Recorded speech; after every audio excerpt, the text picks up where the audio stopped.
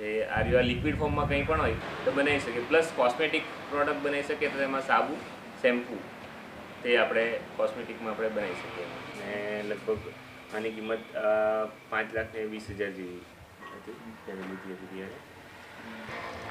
આ 100 કિલોનું કેપેસિટીનું dryer machine છે.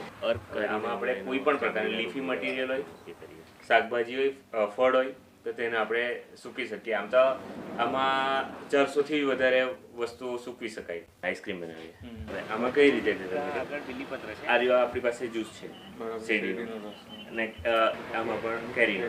બંનેમાં આપણે ખાંડ કે એવું કંઈ નાખવાની જરૂર કેમ કે કુદરતી રીતે મીઠું છે, બરાબર. હવે આમાં આપણે કોઈ પણ પ્રકારનું પાણી પણ નહીં નાખવાનું, કેમિકલ પણ નહીં નાખવાનું ને આને ગ્રાઇન્ડ કરી બંનેને મિક્સ કરવાનું 50-50%.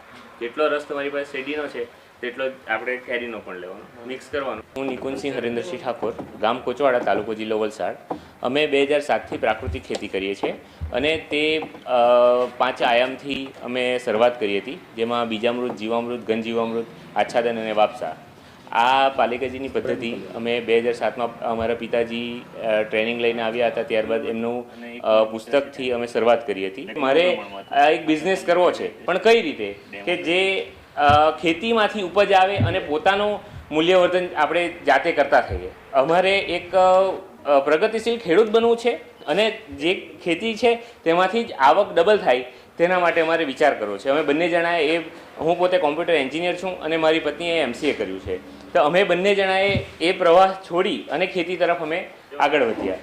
અમે 2018માં અમે આ આખી PMEGP યોજના હેઠળ અમે લોન માટે સહાય મળી અને ત્યારબાદ અમે આખો આ નાના પાયે એક ઉદ્યોગ સ્ટાર્ટ કર્યો અને જે પણ વસ્તુ અમારા ખેતીમાં જે પણ થાય છે તેનું અમે મૂલ્યવર્ધન કરવા લાગ્યા. હવે મૂલ્યવર્ધનમાં કઈ વસ્તુ તો કે મગ છે, ચણા છે, અડદ છે, તુવર છે, આ બધાની દાળ, એટલે તે આપણી ઇન્કમમાં તો વધારો થાય જ છે પણ આપણી પ્રોડક્ટમાં વધારો થયો. ત્યારબાદ અમે અલગ અલગ ઔષધિ પાકો કર્યા હતા, તો તેમાંથી પણ ઘઉંના જ્વારા છે, પછી અલગ અલગ ઔષધિ છે તેના પાવડર તરફ આગળ વધ્યા. અમે હળદર કરતા તો હળદરનો પાવડર કર્યો. હવે શેરડી છે તો શેરડીનું મૂલ્યવર્ધન કઈ રીતે, તો આપણે ગોળ બનાવીએ છીએ, ગોળ પાવડર બનાવીએ છીએ, તેથી વિશેષ શું કરી શકીએ, તો તે પછી અમે એમાં આગળ અભ્યાસ કર્યો અને અમે એનું મહારાષ્ટ્ર ખાતે ટ્રેનિંગ લીધી. તો તેમાંથી અમે એની અંદર શેરડીમાંથી અમે કેન્ડી બનાવી, ત્યારબાદ પાણીપુરીનું પાણી બનાવ્યું, જલેબી બનાવી,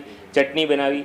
આ પ્રકારે અમે અલગ અલગ દિશામાં આગળ વધ્યા અને એક વેચાણ વ્યવસ્થા અમને ઊભી થઈ. 2019ની અંદર અમને આત્મા પ્રોજેક્ટ સાથે જોડાયા, તો તેમણે અવારનવાર અલગ અલગ જગ્યાએ સ્ટોલ આપ્યા અમને અને અલગ અલગ જગ્યાએ અમને વેચાણ વ્યવસ્થા મળી.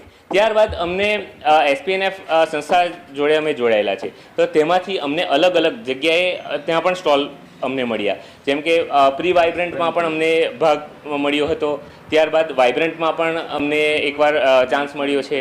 દેશી બીજની વાત કરીએ તો ચોખામાં આપણે અહીંયા ખાસ કરીને દેશી બીજ કોઈ વાવતું જ નથી, તો અમે 2019ની અંદર એ દેશી બીજનું ચાલુ કર્યું, જેમાં અમે અલગ અલગ પ્રકારના ડાંગર વાવ્યા, જેમાં લાલ કળા છે, આંબામૂળ છે, દૂધમલાઈ છે, કૃષ્ણકમોદ છે, ઇન્દ્રિયાણી છે, લાલ કળાના ચોખા છે, કાળા ચોખા છે. આ વિવિધ પ્રકારની અમે ચોખા ડાંગરની વેરાયટી કરી અને તેમાંથી અમે ખાસ કરીને અમારું વેચાણ મહીસાગર ચોખા એક તે ખીચડી માટે સ્પેશિયલ હોય છે, તો તેનું વેચાણ આજે અમને સૌથી વધારે જોવા મળે છે. અમે જે આ વેલ્યુ એડિશન જે ચાલુ કર્યું છે તેમાં અમે 6 જણાને રોજગાર આપીએ છીએ. અમે વડાપ્રધાનશ્રીનો ખૂબ ખૂબ આભાર માનીએ છીએ, જેમના થકી અમને PMEGPની લોન પ્રાપ્ત થઈ અને ત્યારબાદ આપણા મુખ્યમંત્રી શ્રી ભૂપેન્દ્રભાઈ પટેલ તેમનું પણ અમે ખૂબ આભાર માનીએ છીએ અને આપણા મહામહિમ શ્રી આચાર્ય દેવવ્રતજી તેમનો પણ અમે ખૂબ ખૂબ આભાર માનીએ છીએ, જેમને અમને એક નવી દિશા આપી અને ખેડૂતને ખૂબ જ સારું માર્ગદર્શન પણ આપે છે અને ખેડૂતની દિશા અને દશા બંને બદલાય છે.